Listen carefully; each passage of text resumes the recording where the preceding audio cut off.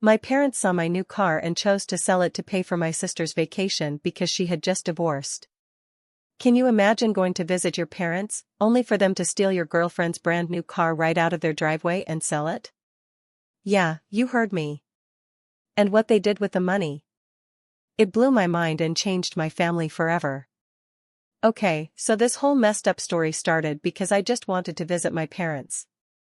I hadn't seen them in a few months, and honestly, I thought everything was fine between us. You know, normal stuff, just busy with life. Plus, my dad had been complaining about his heart acting up again, which is always their go-to reason for getting me to drive down. Like, hey, your dad's not doing great. You should come see us before something happens. Classic guilt trip. So, being the good daughter that I am, I figured I'd make the 6-hour drive. Now, here's where things get tricky. My girlfriend, Patricia, had just bought this shiny new SUV. She'd been saving up for it for like 2 years, and she was so proud. You know, the type of car that looks so good, you feel like a celebrity driving it? That's her car. She'd only had it for a couple of months, and she was letting me drive it because my old car was in the shop with some stupid engine problem I don't even understand. Anyway, I asked Patricia if I could take her car for the weekend trip to my parents', and she was cool with it. So, I get to my parents' house, and everything's pretty normal at first. We're catching up, talking about the usual stuff, how my job's going, how life's been since Patricia moved in with me last month. And of course, they ask about the car, because it's hard not to notice how fancy it looks sitting in their driveway. I didn't think much of it when they asked whose car it was. So, I just casually said, yeah, it's mine. Which, in hindsight, was probably the dumbest thing I've ever said. But honestly, why would it matter, right? Right. I mean, we're family. It's just a car. Fast forward to day 4 of my visit. I decided to meet up with an old high school friend for lunch, one of those people you only talk to a couple of times a year but still feel close to. So, I'm out for a few hours, and when I come back to my parents' house, I notice something weird right away. The car's gone. At first, I thought maybe my dad took it for a spin, which seemed unlikely because of his health, but whatever. I didn't panic right away. So, I go inside and ask, hey, where's the car? My mom's just standing there in the kitchen, super casual, like nothing's wrong. And she's like, oh, we sold it. I remember just staring at her, waiting for her to say it was a prank or something. I even laughed, like, no, seriously, where's the car? But she wasn't laughing. She was dead serious. We sold it, she said again, as if it was the most normal thing in the world. For a second, I thought I blacked out, because it took me a minute to understand what was happening. They had sold Patricia's car. My girlfriend's brand new SUV that she saved for years to buy. They sold it. Just like that. When I finally started processing it, I was like, what the hell do you mean you sold it? It's not even yours. And then my dad comes in and backs her up, saying they got a pretty good price for it. He then goes, well, you said it was yours, so we figured it was okay. I couldn't even form words. Who does that? Who sells a car without even checking if it's, you know, legally theirs to sell? They start explaining how they took pictures, sent them to some friends, and found a buyer who was willing to pay a lot for it. I asked them how much they got. And they said, oh, we gave the money to your sister. She needed a break after the divorce. At this point, my brain was short-circuiting. My sister. The same sister who has barely spoken to me in years. The same sister who lives out of state and never even bothers to visit unless she needs something. They sold the car to fund her vacation because she needed a break. I was livid. I started yelling at them, asking what the hell they were thinking. And you know what they said? Well, you're doing well for yourself. You can buy another one. But your sister, she really needed this. I could not believe what I was hearing. They sold Patricia's car to give my sister a vacation, and some jewelry, or whatever else they bought with the money. And they really thought that was okay because I was doing well. I told them they'd screwed up big time, like they had no idea what kind of trouble they were in. But instead of apologizing, they turned it around on me. My mom goes, "Well, if you'd just been honest and told us it wasn't your car, we wouldn't have sold it. This is really your fault for not telling us the truth." My fault. My fault. They were acting like I was the one who messed up, like I was the bad guy for not giving them all the details about the car. I mean, sure, I shouldn't have lied and said it was mine, but come on, who sells a car without even asking first? And then they had the nerve to say I should have been honest because family doesn't lie to each other. At this point, I was shaking. I called Patricia right there in front of them and told her everything.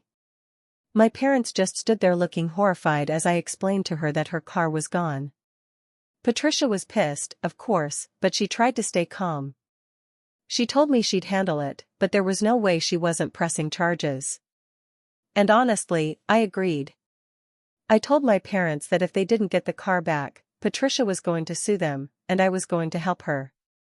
They started panicking, telling me not to do anything drastic. My mom was crying, saying, "You wouldn't hurt your own parents, would you? We're family." But at that point, I didn't care. They sold a car that wasn't even mine to sell. They betrayed me, betrayed Patricia, and acted like they were the victims. I left their house that day completely numb, knowing things were never going to be the same. After I left my parents' house that day, I knew things were about to get messy. I was so angry. But it wasn't just about the car anymore. It was about the fact that my parents couldn't see how wrong what they did was. And on top of that, they had the audacity to blame me for their screw up, like I was the one who made this whole thing happen. But anyway, I didn't have time to sit around and stew in my anger. I had to figure out what to do next. Patricia was understandably pissed, and the more I thought about it, the worse I felt for her.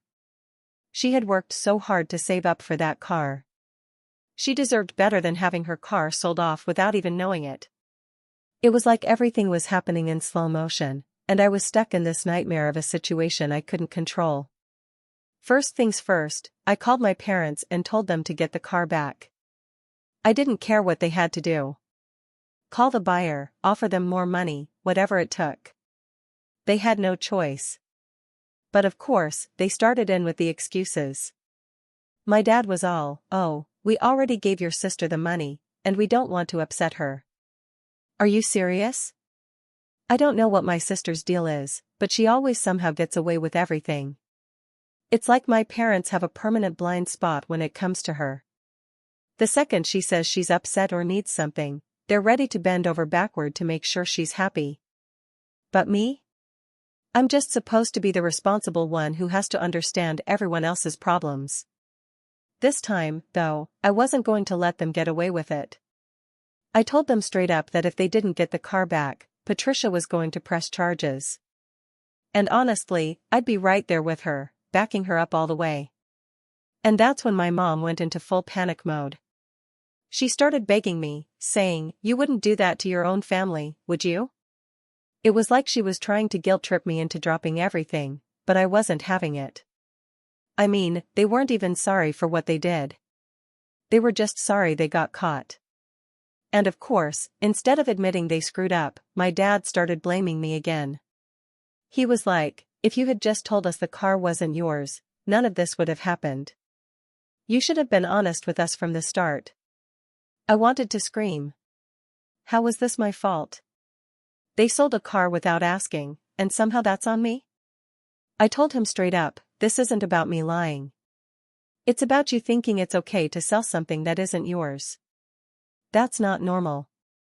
But he just shook his head like I was the one who didn't get it. "We did this for your sister.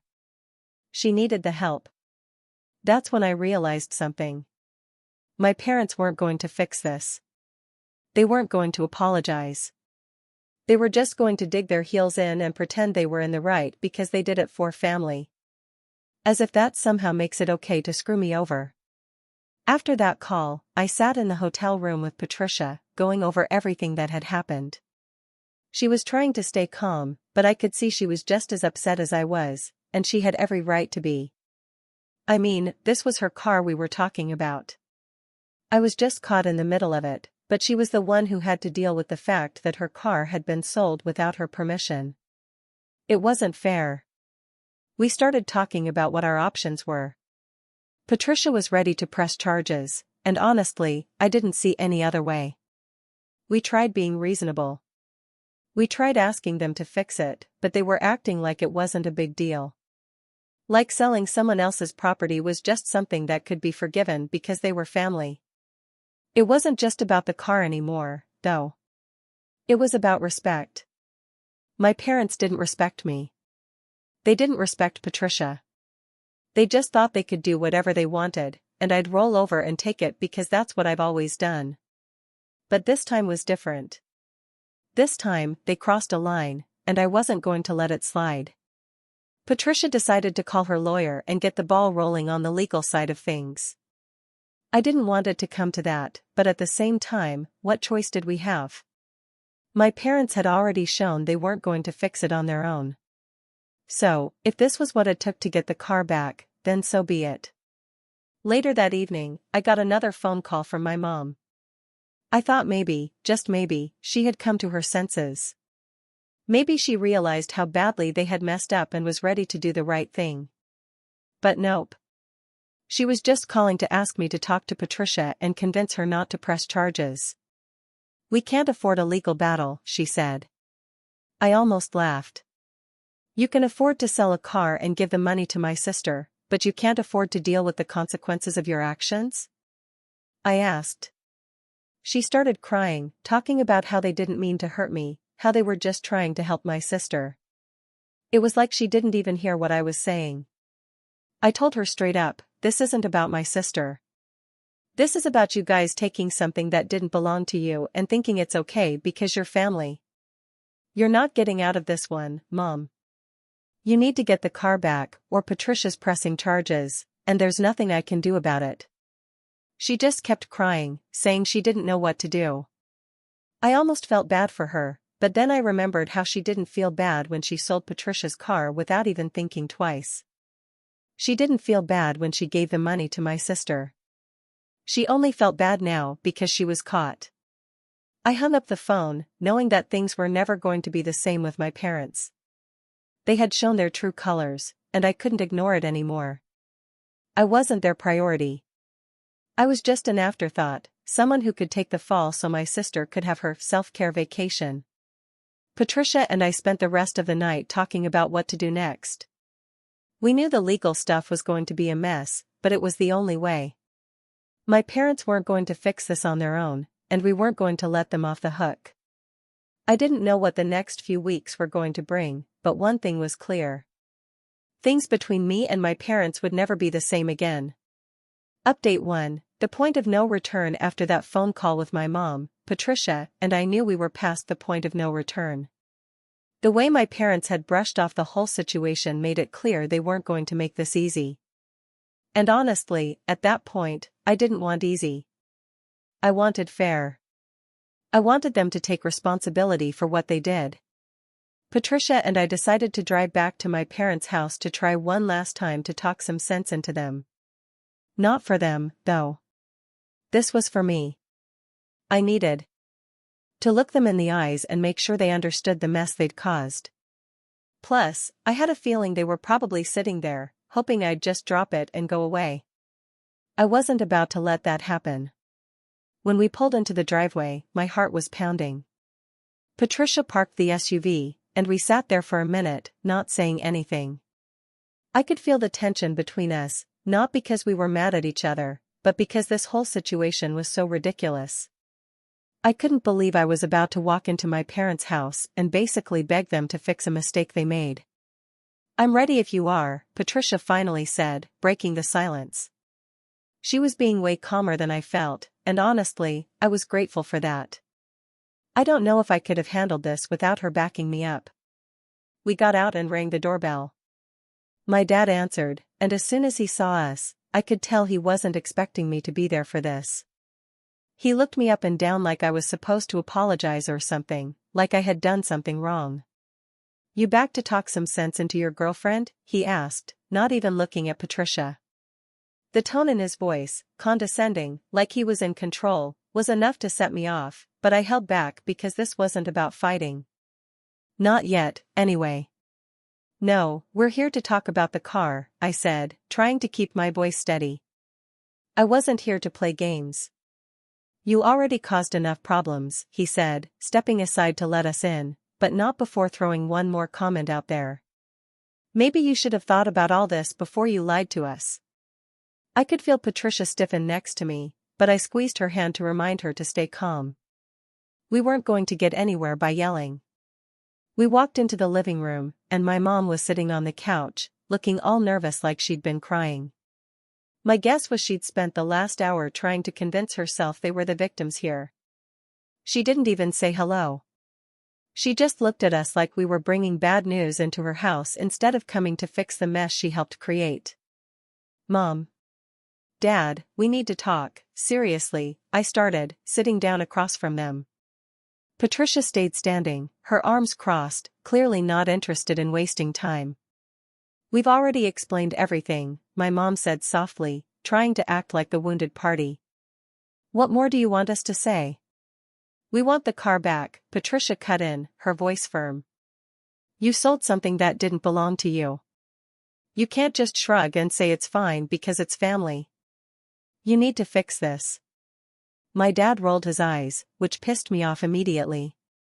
We're trying to fix it, but we already gave the money to your sister, and we don't want to take that away from her.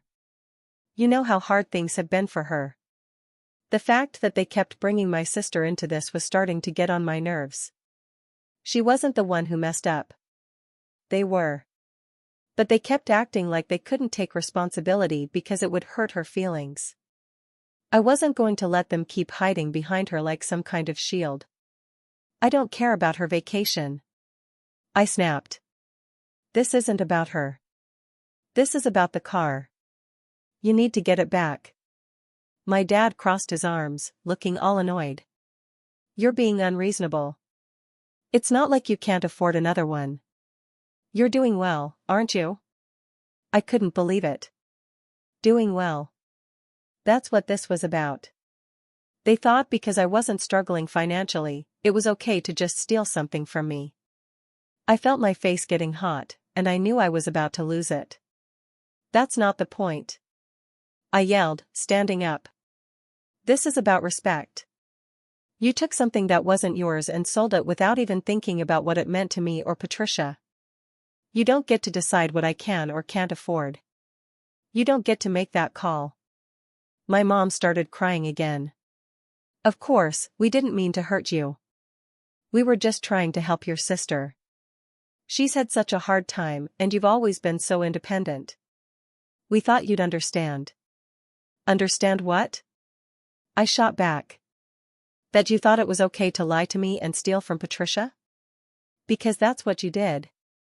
You didn't sell my car. You sold her car, and you didn't even ask. At this point, Patricia finally spoke up again. Look, this doesn't have to get ugly. We just want the car back. Get in touch with this guy you sold it to. Offer him the money, and we'll move on. But if you don't, I will press charges, and I don't want to do that, but I will. My dad stood up, clearly pissed off. You think you can just come into my house and make demands? Who do you think you are? You're not family. You're just some girl dating my daughter. I swear Patricia handled it better than I would have. She stayed calm, even though I could tell she was furious. I'm the girl whose car you stole. That's who I am. There was this tense silence. My mom looked at my dad like she was begging him to back down, but he wasn't having it. He was too stubborn. I could see that now. He wasn't going to admit he was wrong. Not ever. Not even to save his own skin. We're not doing this, my dad finally said, shaking his head. If you want the car back so bad, take us to court. But I'm not giving in to your threats. I looked at Patricia, and she nodded. That was it. We tried to be civil, but they left us no choice. Fine, I said, grabbing my bag and standing up. We'll see you in court then. As we walked out, my mom called after me, saying something about how we were making a big mistake and how she never thought I'd turn on them like this, but I didn't turn around. I didn't look back. Patricia and I got into her car, and as we drove away, I knew one thing for sure. This wasn't about the car anymore. This was about respect. And they were about to learn that the hard way. Update 2, when the sister calls so, after leaving my parents' house that day, Patricia and I were dead set on pressing charges. We tried to be civil, to give them a chance to fix things, but they blew it. I was mentally preparing myself for the mess that was about to unfold with lawyers, court dates, and all that. But just when I thought things couldn't get worse, I got a call from someone I really didn't expect to hear from, my sister. Now, a little backstory on my sister. We haven't been close for years. She lives out of state, rarely visits, and honestly, we're more like acquaintances than siblings at this point. She's the golden child in my parents' eyes, and I've just learned to live with it. But her calling me now? That was weird. I hadn't even spoken to her since this whole car situation blew up. At first, I ignored the call. I was already drained from everything that had happened, and I didn't feel like getting into more family drama. But she kept calling, over and over, until finally, I answered just to get it over with. "Hey," I said, trying to keep my voice neutral. She didn't even bother with small talk. "What the hell is going on?" she demanded. "Mom and Dad just called me saying you're threatening to sue them." "What are you doing?" I swear I could feel my blood pressure rise instantly. The nerve of her, calling me and acting like I was the problem here. I took a deep breath, trying to stay calm. "They sold Patricia's car," I said, without asking. "They gave you the money, by the way, so you should probably know that." There was this pause on the other end of the line, and then she hit me with it. "So what? You can't just take them to court over something like this. They're our parents. You need to let it go." I had to laugh. I couldn't help it. Let it go? Are you serious? They sold something that didn't belong to them. That's illegal. This isn't just some misunderstanding like they want you to think. She got defensive right away. They were just trying to help me out. I've been going through a lot, and they didn't want to use their own savings. What's the big deal? It's just a car. That's when I lost it. It's not just a car. It's about them not respecting me or Patricia. They think they can do whatever they want, and we're just supposed to smile and nod because it's family. But this time, they crossed the line. She was quiet for a second, and I could tell she didn't really care about what I was saying. She just wanted me to stop causing trouble for our parents. Then she tried to guilt-trip me. "You've always had it easier," she said. Like that was supposed to mean something to me. "You've got a good job, a good girlfriend. You don't need the money like I do. Mom and Dad thought you'd understand." I was done. "You think this is about money? It's about them stealing from Patricia and then blaming me for it. And now you're calling me, acting like I'm the bad guy? You know what? I don't care what you think. This isn't your problem.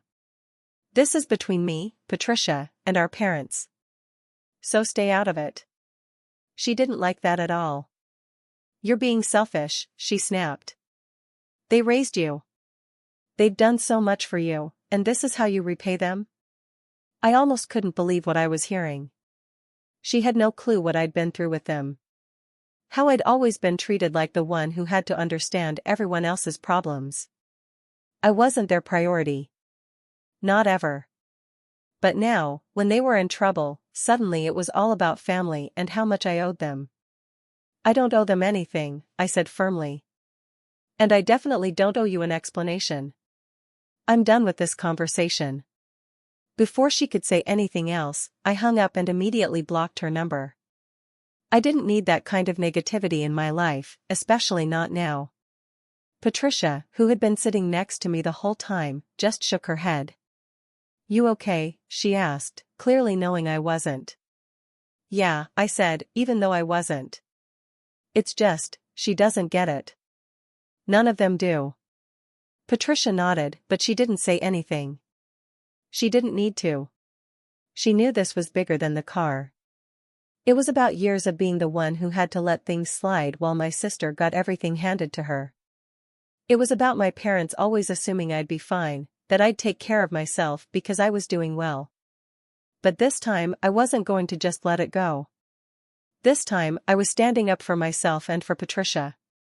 She deserved better than to have her car sold off like it was nothing, and I deserved better than to be treated like an afterthought. Later that night, we sat down and talked through the next steps. Patricia was still set on pressing charges. And honestly, I was too. But before we did that, we decided to give my parents one last chance to make it right. I knew it was probably pointless, but a small part of me was hoping they'd finally realize how badly they'd messed up. We drove back to their house the next morning, and I was dreading it the whole way there. I didn't know what to expect, but I had a feeling it wasn't going to go well. When we rang the doorbell, my dad answered again. This time, he didn't even try to hide his irritation. "What do you want now?" he snapped. Patricia stepped forward. "We're giving you one last chance," she said, her voice calm but firm. "Either you get the car back or we're going to court. Your choice." My dad's face turned red, and I could see him clenching his fists. "You think you can come in here and make demands?" he growled. "This is my house, and you don't tell me what to do." I sighed. This was exactly what I expected. They weren't going to back down. They never did. "Dad, we're not here to fight," I said, trying to keep my voice steady. "We just want the car back. That's it. If you can't do that, then we have no choice." My mom appeared in the doorway, looking all teary-eyed again. "Please," she begged. "Don't do this. We're family." I looked at her, and for the first time I didn't feel guilty. I didn't feel like I was doing something wrong. I just felt tired. Tired of being the one who had to understand. Tired of being the one who had to let things go for the sake of family. "This isn't about family," I said quietly. "It's about respect, and you lost mine the second you sold that car." We turned and walked away, leaving them standing there. As we drove off, I felt a strange sense of relief wash over me. I knew this wasn't the end, but for the first time in a long time, I felt like I was finally standing up for myself. Update 3, the twist and the end. After that last visit to my parents' house, I knew things were over. There wasn't going to be any fixing this. They'd made their decision, and so had I. But what happened next wasn't something I saw coming. A couple of days went by with no word from them. No calls, no texts, nothing. Patricia and I were ready to move forward with legal action, and while it still felt a bit surreal to be in that position, we had both come to terms with it. But then, out of nowhere, my phone rang again. It was an unknown number this time. I almost didn't answer, figuring it was some random telemarketer, but something told me to pick it up. Turns out, it was the guy who bought Patricia's car. Now, I have no idea how this dude got my number, but he was calling to let me know that my parents had reached out to him. Apparently, they were trying to get the car back, offering him more money than he originally paid. That part made sense. What didn't make sense was what he told me next. "They're saying that the car is theirs, but something didn't sit right with me," the guy said over the phone. I looked into the paperwork more closely and saw that the title's still in someone else's name. Patricia's, I'm guessing. I sat there, stunned. So, not only had my parents sold the car without my permission, but they had done it without even transferring the title properly. It was still Patricia's car legally, and they hadn't even noticed, or didn't care enough to fix it. I explained the situation to the guy on the phone, how my parents had sold it without asking, how Patricia was pressing charges, the whole deal. He listened quietly, and when I finished, he sighed. "I had a feeling something was off," he said. "Look, I don't want to be involved in any legal mess, so I'm willing to give the car back if you guys cover what I paid for it." I told him I'd have to talk to Patricia, but honestly, I felt a weight lift off my shoulders just knowing the car could be returned. When I hung up, I immediately told Patricia what happened, and she was on board with the plan. We'd get the car back, pay the guy what he was owed, and call off the lawsuit. It seemed like the cleanest way to get out of this mess. So, we set up a time to meet the guy and retrieve the car. When we got there, everything went smoothly. He handed over the keys, we paid him, and just like that, Patricia's SUV was back where it belonged. It was a relief, but it didn't erase the damage my parents had caused. As we drove away, Patricia turned to me. "What now?" she asked. And I knew she wasn't just talking about the car.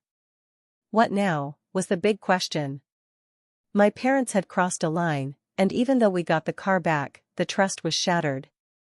I didn't see how we could come back from this. I thought about it for a while, but eventually I said, "I think I'm done with them." Patricia didn't say anything for a moment, just nodded like she understood. And honestly, she probably did. She had been right there with me through all of it, watching how my parents put my sister first and treated me like a backup plan. She knew that this wasn't just about the car. It was about a lifetime of being second place in my own family. The next day, I blocked my parents' numbers. I didn't want to hear their excuses anymore. Didn't want to deal with the guilt trips or the crying or whatever else they thought might change my mind. I was done. A week passed, and for the first time in forever, things were quiet. I didn't realize how much space my parents took up in my head until they weren't there anymore. It felt weird at first, but then it felt freeing. I could finally focus on my own life, on my relationship with Patricia, without the constant pressure of trying to please my family. But of course, that didn't last long. A few days later, I got a text from my aunt, who I hadn't spoken to in ages. She wanted to know what was going on between me and my parents, saying they were devastated and didn't understand why I was shutting them out. I didn't reply. I knew that if I did, it would just turn into more drama. My parents were good at playing the victim, and I wasn't about to get sucked back in. Then, out of nowhere, my sister texted me. I hadn't heard from her since that last blow-up on the phone, so seeing her name pop up on my screen made my stomach drop. I didn't want to deal with her, but part of me was curious, so I opened the message. "You seriously blocked Mom and Dad? What's wrong with you?" That was it. No apology. No attempt to understand my side of things. Just more blame. I didn't even bother replying. I blocked her, too. Patricia and I decided to take a trip to clear our heads. We packed up the car, the real car this time, and hit the road for a few days. It wasn't a big vacation or anything, just a little getaway to remind ourselves that life didn't have to be full of drama and chaos. It was nice to get some distance from everything, to spend time with the one person who had been solid through all of this. On the way back home, I thought a lot about the whole situation with my parents. Part of me was still sad about how things turned out. I mean, no one really wants to cut off their family. But at the same time, I knew it was the right choice. My parents weren't going to change. They would always put my sister first, always expect me to just deal with whatever nonsense they threw at me because that's what I'd always done. But not anymore. When we got back from the trip, I felt different. Lighter. Like I had finally let go of something that had been weighing me down for years. I didn't know what the future held, but I knew one thing for sure. I was done letting my parents control my life. I was done being the backup plan, the one who had to understand and make sacrifices for everyone else. Call to action, this whole situation with my family? It was wild. What would you have done in my place when your own parents crossed a line like that? Have you ever had to choose between family loyalty and standing up for what's right? Let me know in the comments below, I really want to hear your thoughts.